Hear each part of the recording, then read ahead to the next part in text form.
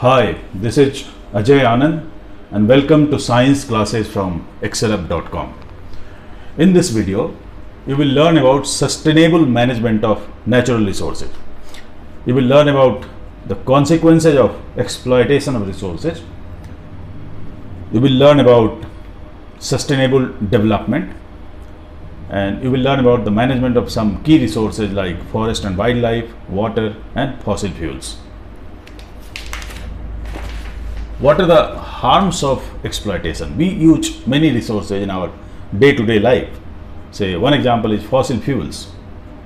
We are using fossil fuels in excess amounts, and burning of fossil fuels, it releases many polluting gases like carbon dioxide, carbon monoxide and oxides of sulfur and nitrogen. So all of them, they cause air pollution. Excess of carbon dioxide, it results in global warming, and the effects of global warming can be seen in the form of increasing cases of storms, flash floods, etc. The oxides of sulfur and nitrogen, when they get mixed with rainwater, it causes acid rain, and acid rain is harmful for plants and animals. It is also harmful for buildings and monuments.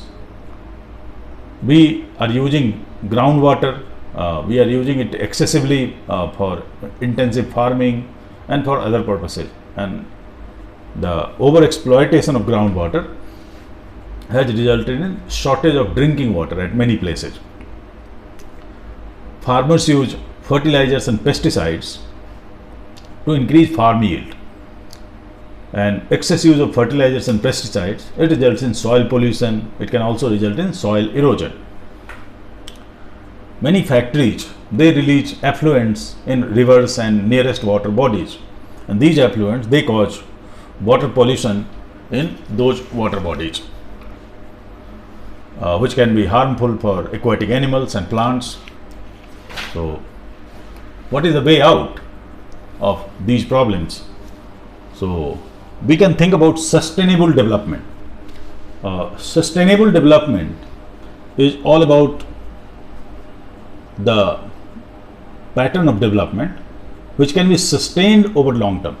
We need development for economic growth and economic prosperity, but it should not be at the cost of the environment.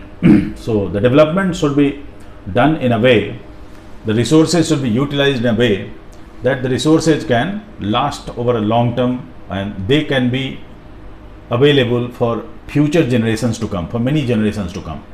And we can do this by following the principles of 3 R's, that is reuse, reduce and recycle. So reuse, we can reuse many items. For example, the empty bottles of soft drink, they can be used for keeping water in refrigerator. They can also be used for planting plants in our balconies and on our terrace. Then we can also reduce our consumption.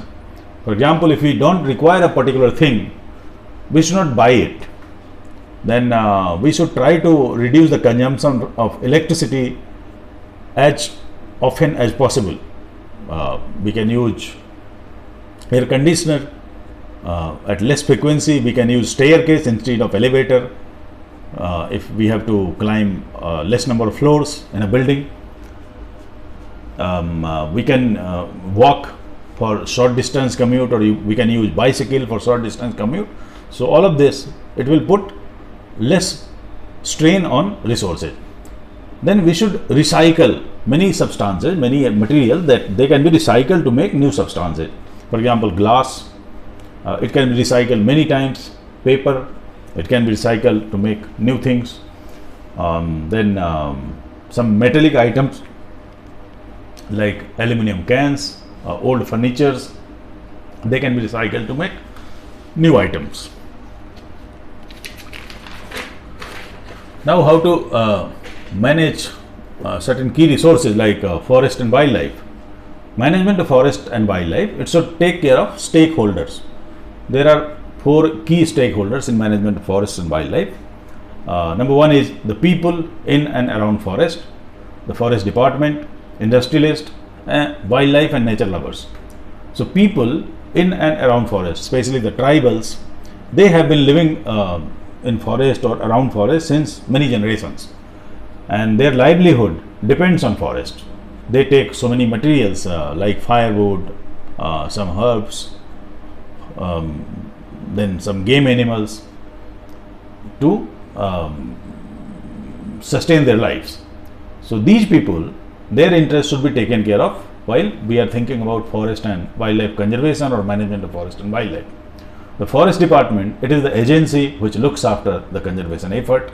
So it formulates policies, it provides manpower and strategy to ensure conservation of forest and wildlife. There are some industrialists who are using raw materials from forest. For example, timber or wood, it can be used for furniture and for making plywood. Wood is also used for paper industry, matchstick industries. These industries, they are the important stakeholders. So their interests, it should be taken care of. Wildlife and nature lovers, they don't have direct stake on forest, but these are the people who work very hard to increase public awareness about importance of forest and wildlife. So they should also be taken into confidence. Now there are many examples of people's involvement in conservation effort, and these examples have shown that people's involvement in conservation movement, it helps, it gives good results. So one example is the Chipko movement. This movement was started in the 1970s in a village called Reni of Garhwal district. When some contractors, they went to the village to chop up the trees, the local women, they hugged the trees in order to prevent the trees being chopped, and that is how the Chipko movement started. And later on, this movement spread to other parts of India. There is a community called Bishnoi community in Rajasthan. People of Bishnoi community, they have been taking care of their environment. They take care of the trees, they take care of the animals. Once upon a time, the Bishnoi women, they protested against felling of Khejrali trees, and in that incident, Amrita Devi Bishnoi, she was martyred, and in her memory, the national award is given. The Amrita Devi Bishnoi National Award for Wildlife Conservation is given to honor her. So even today, the Bishnois, they take care of the wild animals like black bucks. There is one example of Himalayan National Park. The shepherds which live in this area, they usually come down in winters to the valleys so that the sheep can graze on the grass edge. Once they go back during summers, the grasses get enough time to recuperate their growth. Now what happened, the new conservation laws, they prevented these people from grazing their sheep. So there was no sheep to feed on the grass. So grass grew and it did not allow the fresh grass to grow. So it created a problem. So later on, the forest authority, they once again permitted the shepherds to graze their sheep. So this example shows that a years old practice of local people, that is based on rich experience. So such practices, they should not be banned. There is another example from Arabari forest from Midnapur district, West Bengal. This forest was in bad shape. There was a forest officer in 1970s. He permitted the local people to take care of Sal forest. He permitted them to take raw material resources from the forest in lieu of taking care of the forest. And this effort, it gave very good results in increasing the output of Sal forest. So these are the examples of locals' involvement and its importance on conservation movement. Now let us talk about water. In the previous sections, you learned that extra exploitation of water, groundwater especially, it has resulted in shortage of water at many places. India has a very long history of making water harvesting structure at many places. Some of the examples are here. For example, Khadin, Tanka and Nadi, they had been in use in Rajasthan. Then Bandhara and Tal in Maharashtra. Bundi in Madhya Pradesh and Uttar Pradesh, then Ahar and Pine in Bihar. This diagram, it shows the structure of Ahar. So this is a ditch which is called Ahar. This is connected to an inlet from where the water can come. There is an earthen dam made on this with sluice gates, and there is another structure which has a Hume pipe in this. So the rainwater, it gets collected in the Ahar, and if there is a need, the sluice gates can be opened to allow the water to flow over here through this Hume pipe. The Ahar, it works as a reservoir. It helps in recharging the groundwater. It also helps in providing a reservoir for irrigation of crops.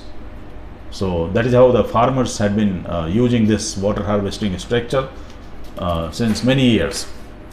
This diagram, it shows the structure of Khadin. So you will notice that all these structures, they have similar pattern. So in this case, this is the catchment area. This is a bund or dam which is made of mud or maybe brick, and this is the Khadin. So from catchment area, water can collect over here. This saline area, some of the water, it can seep down the ground to recharge groundwater. A shallow well is often dug to access groundwater from here. So that is how the Khadin works. Nowadays, the government is harping on rainwater harvesting, rooftop rainwater harvesting, and many new houses, they have provisions for rooftop rainwater harvesting, and that is giving very good result in terms of recharging the groundwater reservoir. Fossil fuels. So fossil fuels, it is polluting, it is exhaustible in nature, and it is non-renewable. So a time will come when there will be no coal or no petroleum. So we'll be looking at a very dark future without energy resources. So we have to think about alternates for future. So there are many alternates. For example, the solar energy. In the last 5-6 years, India has done wonders in terms of harnessing solar energy. The output of solar energy has risen to a level that now the per unit cost of electricity from solar plant, it has gone down. Then there are electric vehicles. You may have seen the growing number of electric auto rickshaws on road, which was not earlier. So these rickshaws, they are less polluting because they use battery compared to the traditional petrol operated auto rickshaws. A new era of research is hydrogen fuel. Hydrogen available in abundance in nature. So hydrogen fuel cell, it works on the concept of combination of hydrogen and oxygen to produce water. So this cell has an anode and a cathode. Hydrogen is fed to the anode and oxygen comes to the cathode. Both of them, they react to form water, and in the process electricity is produced.